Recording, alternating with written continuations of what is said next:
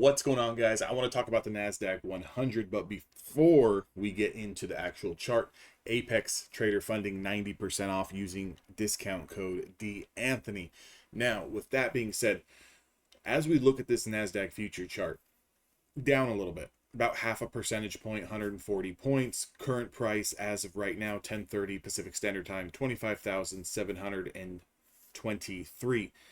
Completely normal. Okay, completely normal. Slight pullback. You can see here on this chart, we are running into a little bit of resistance. Okay, a little bit of resistance at that top linear regression closer to 26,000 area. And as we kind of get into that, if you kind of notice what we've been doing the past few days here, kind of broke through this top linear regression line. And I'll zoom in just a little bit. That's this blue line that we have sloping to the upside here.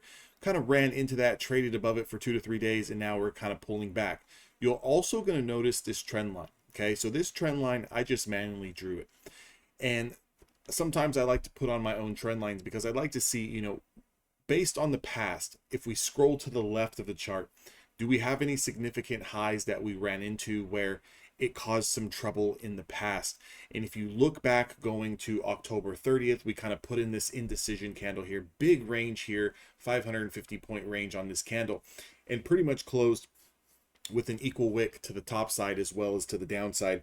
That started a little bit of a pullback into that upper linear regression and 50 EMA, 50 SMA supports, right? So you can see it started a little bit of a sell-off period here, followed by a bounce that put in a lower high, by a deeper pullback, which is all very healthy in a bigger macro uptrend. So if I kind of zoom out on this daily chart, if I zoom out here, you're going to see that even this last pullback that lost a 50-day moving average, it was still in a visible uptrend. Okay, so still very, very healthy here.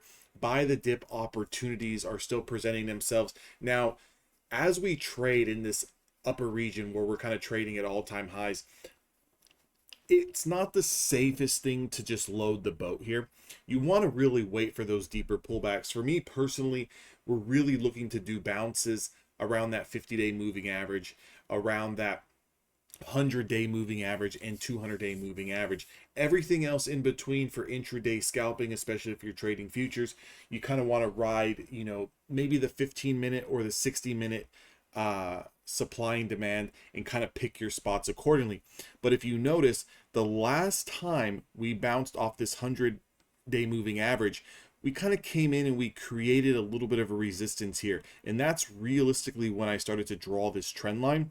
And this trend line here was broken. Okay, it was broken last week, the week of the holidays, on 12/23, and we kind of traded above it on 12/24 as well as 12/26, and now we're kind of pulling back.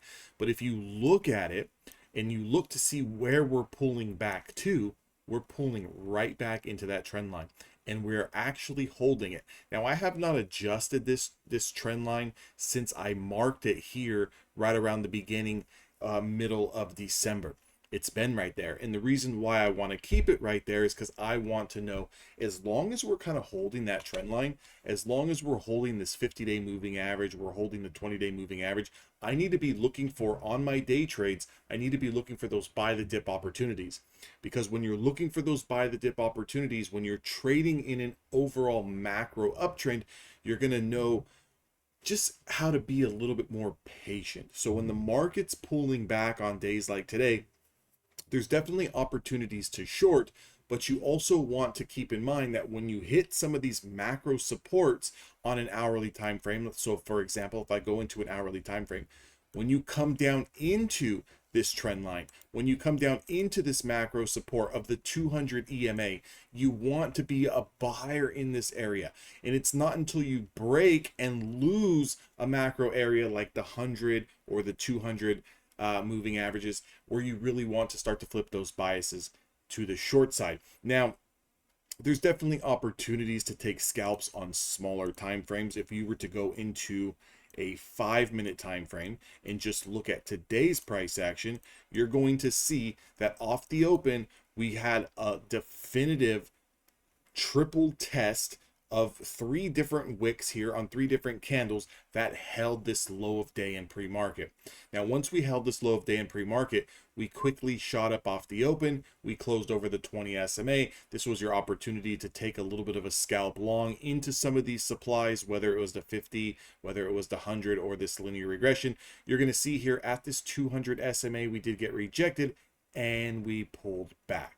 Okay, so as we started to pull back here, the bigger picture that you're looking at here is this area, this zone that we held in the pre-market today on 12.29. If broken, that was going to be your short position. So you're going to look for this to get broken, which it did here at 9:25 Pacific, and then you need the confirmation. So this is where a lot of traders get confused, because remember, if we're on a bigger macro uptrend, then those pullbacks into some of those bigger supports are means to bounce, not means to short. Now, if those macro supports get broken, then we need to wait for the confirmation. And that's where people get confused, because a lot of people will see that we broke the low of day from those pre-market lows. However, we never confirmed. So for me, confirmation is breaking those lows, which we did here, and then having those new lows get confirmed. Then and only then are we putting on that short position. Now, in a case where we sweep a macro support, in this case that triple bottom that we had here, if we sweep that, now we can use this candle's low as a max pain, okay, something like putting a stop loss here, and we can look for confirmation over that candle that swept the low of day to get long, which would have happened here about 10 to 15 minutes later, using the better half of 25 to 30 points as a stop loss. So if I was to draw a box here, this zone would be your stop loss. Anything below this zone, you would have to get out of the trade. Anything above this zone, you're looking to hold that trade long. So again, always refer to those higher time frames to try to get your bias. The overall macro trend is still bullish. So until we break some of those bigger demands and then confirm, meaning sweep those prices and then take out the new low, you want to be looking at these areas for potential reversals, for potential bounces, unless you're trading, let's say, a 1 minute time frame and you're looking for just, a few points up or down, then you can kind of go back and forth. But in the meantime, always reflect to that daily chart and always reflect to that 60-minute and 15-minute view to kind of get that overall macro picture. It'll keep you on the right side of the move. So as long as we continue to hold, I would say prices of 25,640, we're still in overall bullish context. If we start to lose 25,640s, then we're going to want to look to the downside.